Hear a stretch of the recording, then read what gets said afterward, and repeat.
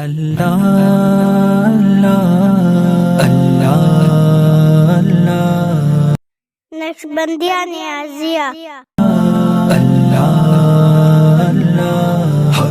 نحمده ونصلي على رسوله الكريم اما بعد فاعوذ بالله من الشيطان الرجيم بسم الله الرحمن الرحيم ولمن خاف مقام ربه جنتان وقال الله تبارك وتعالى في مقام آخر وأما من خاف مقام ربه ونهى النفس عن الهوى فإن الجنة هي المأوى صدق الله العظيم وصدق رسوله النبي الكريم ونحن على ذلك لمن الشاهدين والشاكرين والحمد لله رب العالمين۔ میں نے آج کی نشست میں قرآن کریم کی مختلف جگہوں سے دو آیتیں پڑھی ہیں جس کا حاصل اور مفہوم یہ نکلتا ہے کہ جو انسان اللہ کے سامنے پیشی سے ڈر کر اپنی چاہتوں کو چھوڑ دے، وہ چاہتیں جو اللہ اور اللہ کے رسول کے خلاف ہیں، تو اللہ تبارک و تعالیٰ اس کے بدلے میں اسے جنت دیں گے۔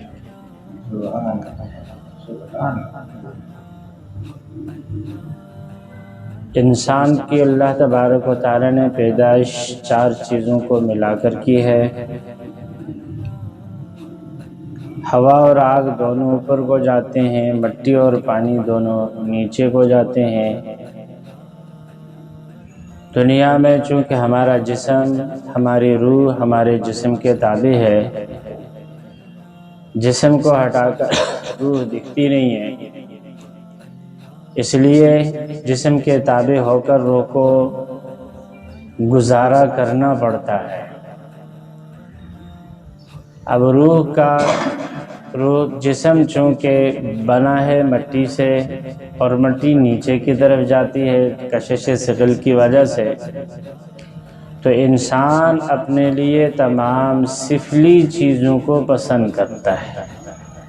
اس کی چاہتیں ایسی ہیں جو اچھی نہیں لگتی، اللہ تبارک و تعالیٰ کو پسند نہیں ہے۔ جس طرح سے ہمارے بچے ہوتے ہیں، آپ بچوں کو جتنا میٹھا وہ مانگے دیں تو بچے بگڑ جاتے ہیں، ان کی طبیعت خراب ہو جائے گی، صحت خراب ہوگی۔ تو بڑے کہتے ہیں کہ بیٹا اتنا میٹھا استعمال نہیں کرتے، اتنی ٹافیاں نہیں کھاتے ہیں، باہر کی چیزیں اتنی نہیں کھاتے، لیکن ان کی چاہت ہوتی ہے۔ تو بڑوں کی سمجھ ان کی بھلا و بہبود ہے، اور چھوٹے اپنے نادانی کی وجہ سے اس کے پیچھے بھاگتے ہیں۔ بڑوں کی کوشش ہوتی ہے کہ ہمارے بچے پڑھیں لکھیں اور معاشرے میں ایک اچھا انسان بن کر کے رہیں۔ بچوں کی چاہت ہوتی ہے کہ ہم کھیلیں کودیں، ہمیں آزادی مل جائے، ہماری مرضی کے خلاف والدین کچھ نہ بولیں۔ اسی چیز کو ہم تھوڑا سا آگے بڑھا لیں۔ اللہ تبارک و تعالیٰ احکم الحاکمین ہیں۔ اللہ تبارک و تعالیٰ جس طرح سے والدین ایک چھوٹا سا سیمپل ہے اپنی اولاد کے لیے اچھا چاہنے کے بارے میں، اللہ تبارک و تعالیٰ احکم الحاکمین ہیں۔ اللہ نے پیدا فرمایا ہے، سب کو اللہ ہی چلاتے ہیں، اللہ ہی بہتر جانتے ہیں کہ بندے کے لیے کیا بہتر ہے۔ اس سے اندازہ لگا لیں، جنت میں حضرت آدم اور حضرت اماں حوا کو پیدا کیا، اللہ تبارک و تعالی نے کیا حکم دیا؟ فرمایا کہ کلوا واشربوا رغدا حیث شئتما ولا تقربا هذه الشجرہ وکلا واشربا، کھاؤ پیو اس میں جو کچھ تم چاہتے ہو۔ کلو واشربو جمع کا صیغہ عام طور پر استعمال ہوا ہے کہ اولاد کے حساب سے بھی، نسلوں کے حساب سے، جنت میں جو کچھ تم چاہتے ہو کھانا، سب کچھ کھانے پینے کی اجازت ہے کھلم کھلا، لیکن ولا تقربا هذه الشجرہ، اس کے قریب نہیں جاتے۔ اللہ تبارک و تعالی نے ساری جنت کی اجازت دے دی، سب چیزوں کے کھانے کی اجازت بھی دے، منع کیا تو کس چیز سے؟ ایک چیز سے، کیوں؟ اللہ تبارک و تعالیٰ کو اس کے کھانے کے نتیجے کا پتہ تھا، اس کی خاصیت کا پتہ تھا، تو شیطان نے وہیں سے ان کو گمراہ کیا، ان کو کھانے پہ مجبور کیا، اتنی لالچیں دی، اتنی قسمیں کھائی کہ وہ لالچ میں آ کر کے کھانے لگ گئے، تو وہیں سے تکلیف شروع ہو گئی، وہیں سے زوال شروع ہو گیا، وہیں سے پستی شروع ہو گئی۔ سب سے پہلے جنت کے لباس سے بے لباس ہو گئے، پھر اللہ تبارک و تعالیٰ نے جنت سے زمین میں نیچے اتارا، انسانیت تکلیف میں پڑ گئی۔ اللہ تبارک و تعالیٰ کی یہ بات، آدم علیہ السلام اگر اس پر چلتے تو آج انسانیت دنیا میں نہ ہوتی، لیکن یہ تکوین کا ایک سسٹم ہے، انہوں نے کھانا تھا، یہ دنیا میں آنا تھا، پھر تکلیف برداشت کر کے جانا تھا۔ صرف سمجھانے کے لیے میں عرض کر رہا ہوں، گھر میں تار ننگا ہوتا ہے تو بڑے سب پریشان ہو جاتے ہیں کہ یار کسی بچے کا ہاتھ نہ لگ جائے، بے خیالی میں کسی کا ہاتھ نہ لگ جائے۔ مین ہول ٹینکی کا اگر ڈھکن کھلا ہے تو سب کے سب کہتے ہیں کہ یار کوئی بچہ اندر گر نہ جائے، ان کو پریشانی لاحق ہو جاتی ہے۔ تو ہر ایک آنے والی پریشانی سے بچنے کے لیے پورے طور پر تدبیر کر لیتا ہے تاکہ آنے والی زندگی میں پریشانی نہ رہے۔ اللہ تبارک و تعالیٰ نے بھی قرآن کریم کو نازل کیا، نبی کریم صلی اللہ علیہ وسلم کو سمجھانے کے لیے اس دنیا میں بھیجا۔ اللہ تبارک و تعالیٰ ہمارے والدین سے لاکھوں درجہ ہم سے زیادہ پیار کرتے ہیں، محبت کرتے ہیں۔ اس سے اندازہ لگائیے، حضرت نوح علیہ السلام نے جب دعا کی، اللہ تبارک و تعالیٰ نے سب کو ختم کر دیا۔ پھر اس کے بعد اللہ تبارک و تعالیٰ نے حکم دیا، فرمایا کہ نوح ایسا کرو، مٹی کے کچھ برتن بنا دو۔ حضرت نوح علیہ السلام نے مٹی کے برتن بنائے اور بڑے پیار سے۔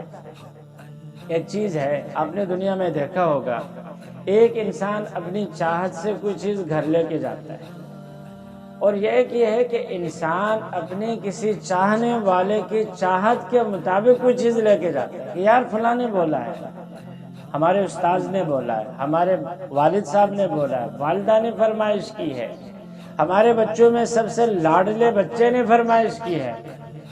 تو جب کسی کی فرمائش پر کوئی انسان کسی چیز کو خرید کر لے کے جاتا ہے تو بہت احتیاط کرتا ہے، یار کوئی گلی سڑی چیز نہ آ جائے، کوئی بیکار چیز نہ آ جائے، کوئی اس میں ایسی چیز نہ آئے جو ان کو پسند نہ ہو۔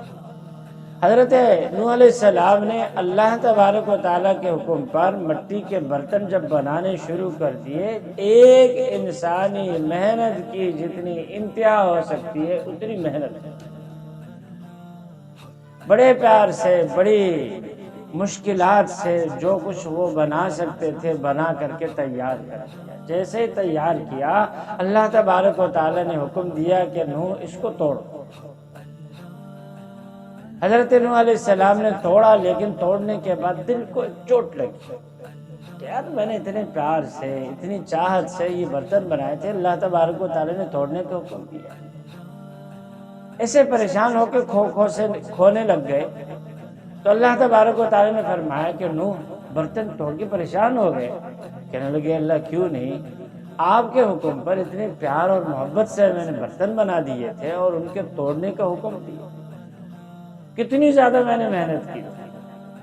فرمایا نوح تم نے بھی تو میرے بندوں کے مارنے کا حکم دیا تھا، رب لا تذر علی الارض من الکافرین دیارا، میں نے تمہاری دعا قبول کر لی، سب کو ختم کر دیا۔ پتہ ہے میں نے بھی کتنے پیار سے اپنے بندوں کو بنایا۔ تو بتانے کا مقصد یہ ہے کہ اللہ تبارک و تعالی ہم سب سے جتنی پیار کرتے ہیں، یقین جانیے دنیا میں اس کی کوئی مثال نہیں۔ بہت محبت کرتے ہیں اپنے بندوں سے،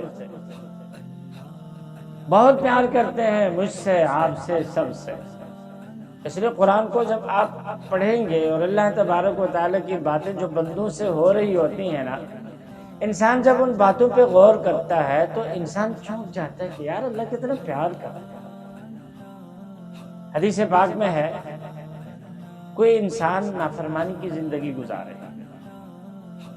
تو جتنا انسان اپنے گھر سے بائک اسٹارٹ کر کے نکلتا ہے مخالف سمت پہ چلا جاتا ہے تو ہر ویل کے چکر کے ساتھ وہ گھر سے دور ہوتا جاتا ہے۔ اسی طرح جب انسان گناہ کی زندگی گزارنے لگتا ہے تو ہر گناہ کے ساتھ ہی وہ اللہ سے دور ہوتا جاتا ہے، دور ہوتا ہے۔ تو حدیث پاک مسلم شریف میں نبی کریم صلی اللہ علیہ وسلم فرماتے ہیں کہ کوئی انسان جب نافرمانی کی زندگی چھوڑتا ہے اور اللہ تبارک و تعالی سے توبہ کرتا ہے، کہتا ہے کہ اللہ مجھ سے غلطی ہو گئی، مجھے معاف کر، تو اللہ تبارک و تعالی حضور مثال دے کے سمجھاتے ہیں، فرمایا کہ اس آدمی سے بھی زیادہ خوش ہو جاتے ہیں جو آدمی اپنا زاد راہ اپنی سواری پر لاد کر کسی سفر پہ نکلے، رستے میں کسی جگہ، ایک روایت میں آتا ہے کہ سواری اس سے گم ہو جائے، دوسری روایت میں آتا ہے کہ وہ آرام کرنے کے لیے اپنی سواری سے اتر جائے اور سواری کو چلنے کے لیے چھوڑ دے، اتر کر کچھ دیر کسی درخت کے نیچے وہ آرام کے لیے لیٹ جاتا ہے، اور لیٹنے میں اس کی آنکھ لگتی ہے، اور آنکھیں کھلنے کے بعد دیکھتا ہے تو قرب و جوار میں کہیں پر سواری کا نام و نشان ہے۔ اب ظاہر ہے کسی بیابان جنگل میں ہو، صحرا میں ہو بندہ، اور منزل تک پہنچنے کے لیے اس کے پاس یہی واحد سواری رستہ ہو، اور کھانے پینے کے اس کی زندگی کے ضروریات بھی اسی سواری پر ہو، سواری اس سے گم جائے تو بندہ کتنا پریشان ہے۔ آپ صلی اللہ علیہ وسلم فرماتے ہیں کہ اسی پریشانی میں سواری کو ڈھونڈتے ہوئے کبھی وہ ایک گھاٹی پہ چلا جاتا ہے، دور دور تک اپنی پیشانی پہ ہاتھ رکھ کر کے دھوپ میں سواری کو دیکھنے، کبھی دوسری پہ، کبھی تیسرے پہ، کئی گھاٹیوں پہ چڑھ اترنے کے بعد نا امید ہو کر، مایوس ہو کر کے وہ اسی جگہ واپس لوٹ کے آتا ہے جس جگہ پر پہلے اس نے آرام کیا تھا، اور اس ارادے سے لیٹ جاتا ہے کہ ابھی تو مرنا ہی، دھوپ میں مرنے کے بجائے چلو یہیں پہ چھاؤں میں مر جاؤں درخت کے نیچے۔ وہ انسان اسی طرح سے لیٹا ہوا ہوتا ہے مرنے کے لیے، اتنے میں اچانک وہ دیکھتا ہے کہ اس کی سواری زاد راہ سمیت آ کر کے اس کے سرہانے کھڑی ہو جاتی۔ وہ آدمی جس کو ایک نئی زندگی مل گئی، وہ آدمی خوشی کے مارے کیا بولتا ہے؟ کہتا ہے کہ اللہم انت عبدی وانا رب، اللہ تو میرا بندہ، میں تیرا رب۔ کہنا کیا چاہ رہا تھا؟ کہنا چاہ رہا تھا کہ اللہم انت ربی وانا عبد، اللہ میں تیرا بندہ، تو میرا رب، ہر وقت تو ہی مجھے پالتا ہے، لیکن خوشی کے مارے الفاظ کا اس کو پتہ نہیں چلتا ہے۔ وہ کہتا ہے کہ اللہ تو میرا بندہ، میں تیرا رب۔ فرمایا اس بندے کو سواری پہ ملنے پہ جتنی خوشی ملی ہے، رب کو اپنے روٹھے ہوئے بندے کے توبہ کرنے پر اس سے زیادہ خوشی ہوئی۔ یہ تو آج کل تو سواریوں کا سفر ہے، ہم لوگوں کو اس کا اتنا احساس نہیں ہوتا ہے۔ اس کا اندازہ اس سے لگا لیں، گھر سے کسی کا بچہ گم ہو جائے، 1 سال 2 سال 3 سال 4 سال 5 سال کے بعد اچانک کسی کو بتائے بنا وہ بچہ آ جائے، دروازے کی بیل بجائے، اور بیل بجانے کے بعد دروازہ کھولے اور اندر سے ماں باپ دونوں یا ان میں سے کوئی اپنے بچے کو دیکھ کر کے اندازہ لگائی اس کو کتنی زیادہ خوشی۔ اللہ تبارک و تعالیٰ کو اس سے بھی زیادہ خوشی ہوتی ہے۔ کب؟ جب انسان گناہوں کی زندگی چھوڑتا ہے، نافرمانی کی زندگی چھوڑتا ہے، اور معصیت کی زندگی کو چھوڑ کر کے اللہ سے یہ صرف 2 لفظ بولتا ہے کہ اللہ مجھ سے غلطی ہو گئی، مجھے معاف کر دے، آئندہ نہیں کروں۔ تو اللہ تبارک و تعالیٰ بڑے مہربان ہیں، پر یہ ہے کہ ہم تھوڑی سی توجہ دیں، اللہ تبارک و تعالیٰ کی طرف آنے کی کوشش کریں۔ جو آیت میں نے پڑھی اس میں اللہ تبارک و تعالیٰ ہمیں یہی بتا رہا ہے، من خاف مقام ربہ جنتان، جو اپنے رب کے سامنے کھڑے ہونے سے ڈر جائے تو اس کے لیے 2 باتیں، مشہور تابعی حضرت قتادہ مفسر گزرے ہیں، فرماتے ہیں کہ اس کا مطلب یہ ہے کہ انسان کے دل میں گناہ کا داعیہ پیدا ہو جائے، تقاضا پیدا ہو جائے، انسان کا جی چاہے کہ میں گناہ کروں، لیکن فوراً ہی آگے ایمان فوراً اس کو کچوکا لگا لے، اس کو تنبیہ کر دے کہ چل آج گناہ تو کرے گا، لیکن کل میدان محشر میں رب کے سامنے تو کھڑا ہوگا اور اللہ پوچھ لے کہ یہ گناہ تو نے کیا کیا تھا، تیرے پاس کیا جواب ہے۔ یا فرماتے ہیں کہ تنہائی میں انسان کو گناہ پر پوری قدرت حاصل ہو جائے، اب کوئی روکنے والا نہیں، کوئی دیکھنے والا نہیں، اس موقع پہ اللہ تبارک و تعالیٰ کا خیال انسان کے دل میں آ جائے، دماغ میں سما جائے، اور ایمان فوراً کہہ دے کہ اچھا بھئی آج تو گناہ کر رہا ہے، کل میدان محشر میں اللہ کے سامنے تو کھڑا ہوگا اور اللہ پوچھے کہ میرے بندے یہ تو نے کیوں کیا تھا، تیرے پاس کوئی جواب، اس وقت وہ گناہ کو چھوڑ دے، اس وقت وہ گناہ کو چھوڑ دے۔ چھوڑنے کے بعد اللہ تبارک و تعالیٰ فرماتے ہیں کہ وَلِمَنْ خَافَ مَقَامَ رَبِّهِ جَنَّةٌ، وَلِمَنْ خَافَ مَقَامَ رَبِّهِ جَنَّةٌ۔ حدیث پاک میں ہے، بہت سارے لوگ کہتے ہیں کہ یار دنیا بن جانی چاہیے، آخرت کس نے دیکھی؟ یقین جانیے اللہ تبارک و تعالی جو انسان دنیا میں بھی اللہ کی رضا کے لیے گناہ کو چھوڑتا ہے نا، اللہ اس کی دنیا بھی بنا دیتا ہے، اس کی بگڑی بھی بنا دیتے ہیں۔ جہاں پر انسان کو کچھ نظر نہیں آتا ہے، کوئی سبب نظر نہیں آتا ہے، وہاں پر اللہ تبارک و تعالی سبیل نکالتا ہے۔ بخاری اور مسلم میں روایت ہے حدیث غار کے نام سے، 3 آدمی سفر کے لیے نکلے اپنے گھروں سے، جا کر کے سفر کرتے کرتے ایک ایسے مقام میں پہنچے وہاں پر تیز بارش ہو رہی تھی۔ انہوں نے یہ سوچا کہ اس بارش سے بچنے کے لیے غار میں پناہ لیتے، یہ سوچ کر کے وہ اس غار میں چلے گئے اور جا کر کے وہاں پر چھپے بیٹھے، چلو بارش تھم جائے تو ہم آگے اپنی منزل کی طرف سفر کو جاری رکھیں گے۔ یہ بیٹھے ہوئے تھے اس انتظار میں کہ بارش رک جائے تو ہم آگے سفر کو چلیں۔ اللہ کا کرنا ایسا ہوا کہ یہ پہاڑوں میں عام طور پر ہوتا ہے، بارشوں کے دوران چٹانیں لڑک کر کے نیچے آ جاتی، وہاں پر ایک چٹان اپنی جگہ سے لڑکی اور لڑک کر کے سیدھا آ کر کے ان کے غار کے منہ پہ بیٹھ گئی۔ اب یہ تینوں بندے اندر پھنسے ہوئے اور باہر چٹان، اور اتنی بھاری کہ جتنا ہو سکے زور لگا لیں چٹان کو ہلا بھی نہیں سکتے۔ انہوں نے آپس میں مشورہ کر کے فیصلہ کر لیا، کہا کہ بھائی دنیا کا کوئی سبب ایسا نہیں جو اس چٹان کو یہاں سے ہٹا سکے۔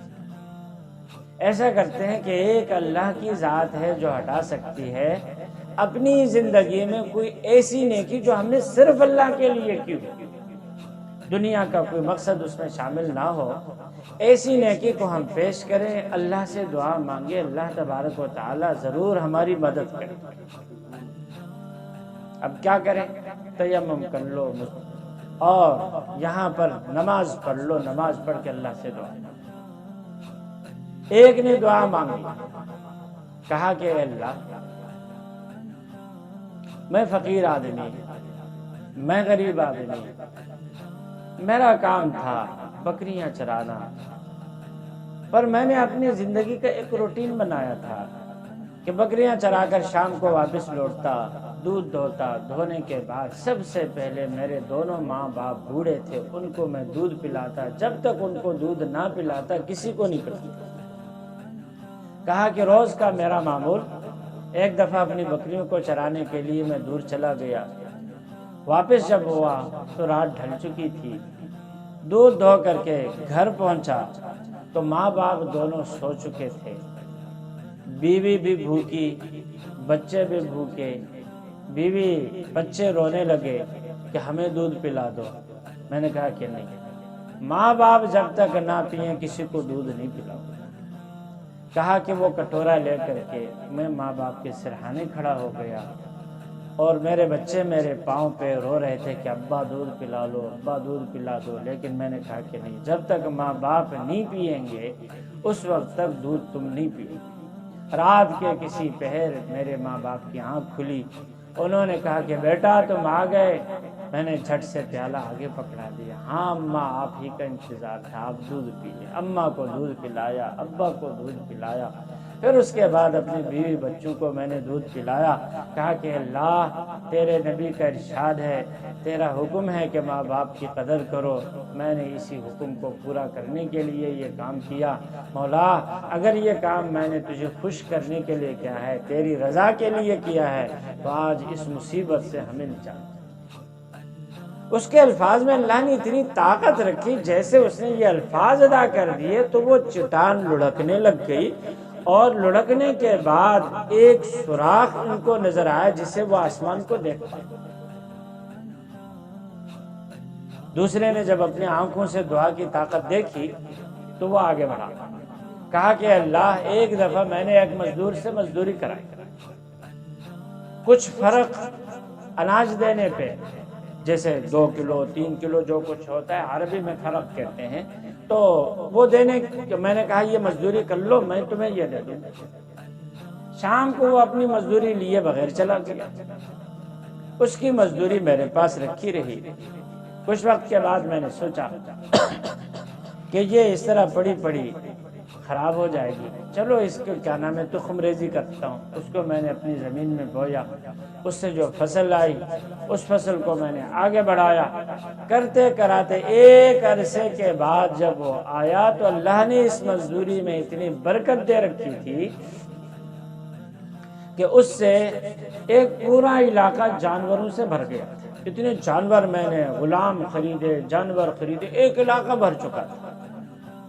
وہ آیا اور آنے کے بعد اس نے کہا کہ اللہ کے بندے میرے ساتھ زیادتی نہیں کرو، مجھے میری مزدوری دے دو۔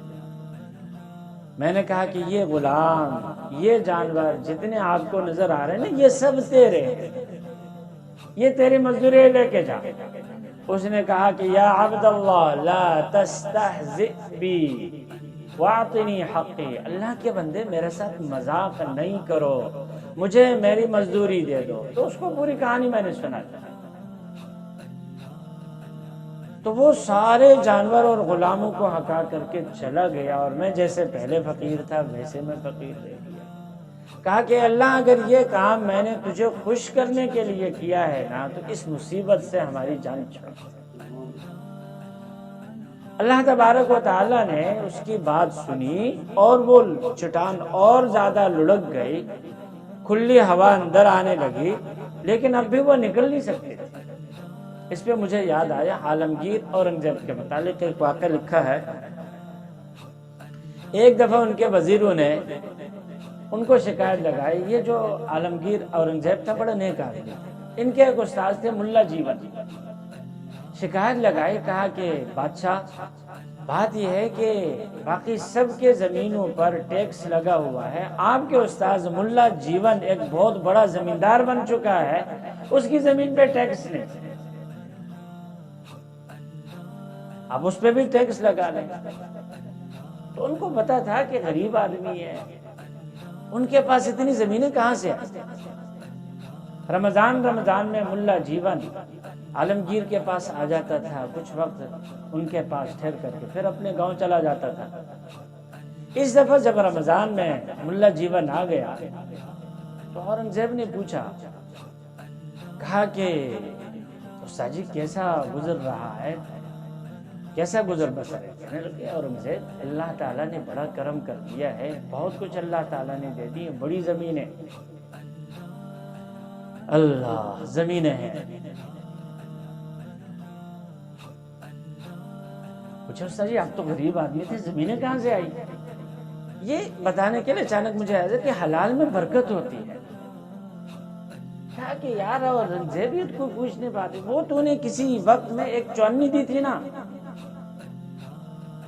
وہ چونی سے میں نے بیج خریدا، خریدنے کے بعد تھوڑی سی میری زمین تھی، اس زمین پہ میں نے وہ بیج ڈال دیا، پتہ نہیں اس میں اللہ نے کیا برکت رکھی تھی، بہت زیادہ فصل ہو گئی، میری ضرورت سے بھی زیادہ، میں نے اپنی ضرورت کا رکھ کے باقی بیچ دیا، پھر اسی کی تخم ریزی کر دیا، اور زیادہ ہو گئی، کرتے کرتے میرے پاس بہت سارے پیسے آ گئے، قریب کی زمینیں میں نے خریدنی شروع کر دی، اس میں وہی بیج ڈالا تو بہت زیادہ فصل ہو گئی، وہ کرتے کرتے پورا علاقہ میرا بن گیا۔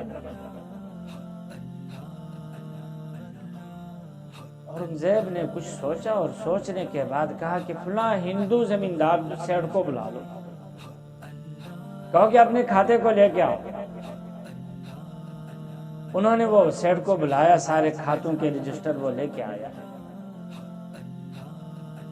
اس نے ایک مہینے کے کھاتے چیک کرنے کا بولا کہ کچھ سال پہلے کا فلاں مہینے کا کھاتا آپ ذرا چیک کر لو۔ اب یہ جو لوگ ہوتے تھے تو یہ روز کا کھاتا لکھتے تھے، مزدوری کس کو دی، کتنا پیسہ دیا، کتنا آیا، رجسٹر میں درج ہوتا تھا۔ تو وہ کھاتا کھولتے کھولتے بیچ میں کہا کہ 4 آنے لکھے ہوئے ایک جگہ، کہ ایک مزدور کو دے دیا، اس کا آگے نام ہے۔ تو اورنگزیب نے پوچھا یہ کون مزدور ہے اور اس نے کیا مزدوری کی تھی؟ کہنے لگا بات یہ ہے کہ ایک دفعہ بارش ہوگی، رات کو اس تاریخ کو بارش ہو گئی تھی تو میری چھت ٹپکنے لگ گئی، چھت ٹپکنے کے بعد رات کا ٹائم تھا، میں باہر نکلا، میں نے کہا کہ یار ابھی کسی مزدور کو دیکھ لو، وہ مزدور آ کر کے میری چھت کی مرمت کر لے، یہ پانی آنا بند ہو جائے۔ وہیں پر میں تلاش کر رہا تھا، ایک بندہ ملا، میں نے کہا یار میری چھت ٹپک رہی ہے، چھت ٹھیک کرنی ہے۔ اس نے پوچھا کیا مزدوری دو گی؟ میں نے کہا 4 آنے دوں گا۔ وہ آ گیا اور آ کر کے تھوڑی دیر میں وہ چھت مرمت کر کے وہ چلا گیا۔ میں نے اس کو 8 آنے دیے، اس نے کہا کہ نہیں 4 آنے طے ہوئے، 4 آنے ہی دیے۔ 4 آنے میں نے اس کو دے دیے اور اپنے رجسٹر میں لکھے۔ بولا مزدور کون تھا؟ کہنے لگا مجھے کیا پتا، رات کا اندھیرا تھا، منہ اس نے چھپایا ہوا تھا، میں نے اس کو 4 آنے مزدوری دی، آگے پیچھے میں کچھ نہیں جانتا۔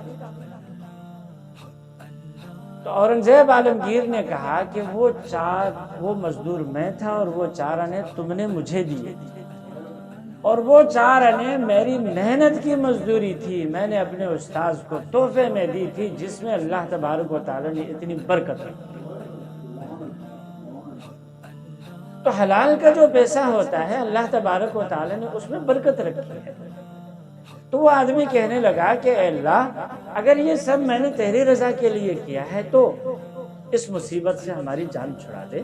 اللہ تبارک و تعالی نے چٹان کو اور لڑکا دیا، ان کے لیے ابھی آسمان بھی نظر آیا، ہوا بھی آنے لگ گئی پر نکل نہیں سکی۔ تیسرا آدمی بولا، کہا کہ اللہ مجھے اپنی کزن کے ساتھ بہت زیادہ محبت ہے، جیسے کہ لوگ کرتے ہیں۔ ایک دفعہ میں نے اسے گناہ کا بولا، زنا کرنے کا بولا، تو اس نے مجھے منع کر دیا کہ زنا بالکل نہیں کروں گا۔ کہا کہ وقت کی بات ہوتی ہے، ایک دفعہ اس کو پیسے کی ضرورت پڑی، ایک روایت میں یہ ہے کہ پیسے کی ضرورت پڑی، اور دوسری روایت میں یہ ہے کہ جب میں نے اس سے تقاضا کیا تو اس نے مجھ سے کہا کہ جب تک اتنے پیسے تم لا کر کے نہیں دو گے اس وقت تک میں نہیں کروں۔ تو جس روایت میں ہے کہ اتنے پیسے لا کر کے دو، تو کہا کہ میں نے جا کر کے محنت مزدوری کی، جتنا اس نے تقاضا کیا تھا وہ پیسے اس کو دے دیے۔ اور جو دوسری روایت میں ہے جس میں یہ ہے کہ اس نے انکار کر دیا، پھر کسی وقت اس کو پیسوں کی ضرورت پڑ گئی تو اس نے پیسے مجھ سے مانگ لیے، تو میں نے اس کو پیسے دے دیے۔ بعد میں جب اس سے واپس میں نے مانگے تو اس کے پاس پیسے نہیں تھے، تو میں نے اس کے نفس کا تقاضا کیا کہ میری خواہش پوری کرو، تو مجبوراً اس عورت نے ہاں کر دی۔ کہا کہ جب عین زنا کا وقت ہوا تو اس نے میری طرف دیکھا، اور دیکھنے کے بعد کہا یا عبد اللہ اتق اللہ ولا تفضح الخاتمہ الا بحق، اللہ کے بندے اللہ سے ڈرو، میرے ساتھ ناجائز کام۔ کہا کہ اس کے ان الفاظ میں اتنی طاقت تھی کہ وہاں سے میں پیچھے ہٹا اور پھر پلٹ کے نہیں دیکھا اور چلا گیا، وہ پیسے بھی چھوڑ دیے۔ کہا کہ اللہ اس گناہ کو میں نے اگر تیرے خاطر چھوڑ دیے، تیرے نام کے خاطر میں نے اس گناہ کو چھوڑ دیا تو اس مصیبت سے ہمیں نجات۔ اس نے بھی جب یہ دعا کی، اللہ تبارک و تعالی نے وہ چٹان نیچے لڑکا دی اور ان کو رستہ مل گیا، وہاں سے وہ چلتے ہوئے اپنی منزل کی طرف۔ تو ہم سوچتے ہیں دنیا میں اگر گناہ نہیں کریں گے ہم مر جائیں گے، اگر نیکی کے رستے پہ چلے جائیں گے ہم مر جائیں گے، گناہ کو چھوڑ دیں گے ہم مر جائیں گے۔ ایسا نہیں ہے۔ جو انسان اللہ کی محبت میں، اللہ کی رضا کے لیے گناہ کو چھوڑ دیتا ہے، یہ سوچ کر کہ آج اگر گناہ کر لوں گا کل اللہ کے سامنے کیا جواب دوں گا، اللہ کا یہ پکا وعدہ ہے کہ اللہ تعالیٰ اس کو جنت ضرور دے۔ وَلِمَنْ خَافَ مَقَامَ رَبِّهِ جَنَّتَانِ، اللہ تبارک و تعالیٰ کا یہ بات ہے۔ تو حضرت قتادہ فرماتے ہیں کہ گناہ کا تقاضا ہو اور انسان یہ سوچ کر کہ میں اپنے رب کے سامنے جاؤں گا، پیش ہو جاؤں گا، تو کیا جواب ہے؟ گناہ کو چھوڑ دیتا ہے، اللہ کا پکا وعدہ۔ سورہ نازعات میں اللہ تبارک و تعالیٰ فرماتے ہیں وَأَمَّا مَنْ خَافَ مَقَامَ رَبِّهِ وَنَهَى النَّفْسَ عَنِ الْهَوَىٰ، جو اپنے رب کے سامنے کھڑے ہونے سے ڈرے، اور آگے فرماتے وَنَهَى النَّفْسَ عَنِ الْهَوَىٰ، خواہشات سے اپنے نفس کو روک، فَإِنَّ الْجَنَّةَ هِيَ الْمَأْوَىٰ، جنت اس کا پکا ٹھکانہ۔ تو دنیا میں گناہ کا تقاضا ہونا یہ تقاضائے بشریت ہے۔ انسان گناہ کا تقاضا کے باوجود گناہ کو چھوڑ دے، اللہ تبارک و تعالیٰ اس کا بدلہ آخرت میں نہیں دنیا میں بھی عطا کر دیتا ہے۔ اشرف علی تھانوی رحمہ اللہ فرماتے ہیں تصوف کا خلاصہ کیا ہے؟ تصوف کا خلاصہ یہ ہے کہ نفس کے نہ چاہنے کے باوجود نیکی کرنا، نفس کے نہ چاہنے کے باوجود نیکی کرنا۔ مثلا ہم سو رہے ہیں، گہری نیند، اذان ہو گئی، دل کہتا ہے کہ یار کچھ اور سو، لیکن ایمان کہتا ہے کہ نہیں، سونا نہیں، اب اذان ہو گئی ہے تو اب نماز جماعت کے ساتھ پڑھوں گا، پھر اگر سونا ہو تو سو جاؤ۔ تو نفس کے تقاضے کے باوجود نفس کی مخالفت کر کے نیکی کرنا، اور کیا نفس کی چاہت کے باوجود گناہ سے اپنے آپ کو روکنا، یہ تصوف کا خلاصہ۔ تو اللہ تبارک و تعالیٰ نے اس آیت میں ہم سے یہ وعدہ فرمایا ہے کہ جو انسان نفس کی چاہت کے باوجود، نفس کے تقاضا کے باوجود اللہ کا سوچ کر کے، اللہ کے سامنے حاضری کا سوچ کر کے جب گناہ کو انسان چھوڑ دیتا ہے تو اللہ تبارک و تعالیٰ کا پکا وعدہ ہے کہ اللہ تعالیٰ اس کو ضرور جنت دے۔ تو تصوف میں ذکر اذکار جو کرائے جاتے ہیں مختلف مقامات سے، مختلف اسباب جو کرائے جاتے ہیں، یا جو نشستیں ہوتی ہیں، جو محافل قائم کر دیے جاتے ہیں، ہمارے نقشبندیہ سلسلہ میں بھی، نقشبندیہ سراجیہ نیازیہ میں بھی یہی کوشش کی جاتی ہے کہ بھائی انسان کے دل میں یہ تقاضا پیدا ہو جائے، یہ تقاضا دل میں آ جائے، یہ چاہت دل میں پیدا ہو جائے، یہ آرزو دل میں پیدا ہو جائے کہ میں اپنے رب کے سامنے کھڑا ہوں گا تو وہاں پر کیا چاہتا ہے۔ جب انسان کے دل میں یہ ادائیہ پیدا ہو جاتا ہے تو پھر اس کے لیے ذکر کرنا بھی آسان ہوتا ہے، گناہوں کا چھوڑ دینا بھی آسان ہوتا ہے، نماز پڑھنی بھی آسان ہو جاتی ہے، ہر طرح کی برائیوں سے بچنا بھی آسان ہو جاتا ہے۔ اسی لیے کوشش کی جاتی ہے۔ اللہ تعالیٰ مجھے، آپ کو، تمام مسلمانوں کو گناہوں سے بچنے کی توفیق عطا فرمائے۔ اللہ تعالیٰ اپنی پیاری محبت ہم سب کو نصیب فرمائے، حضور صلی اللہ علیہ وسلم کی محبت ہم سب کو نصیب فرمائے۔ وآخر دعوانا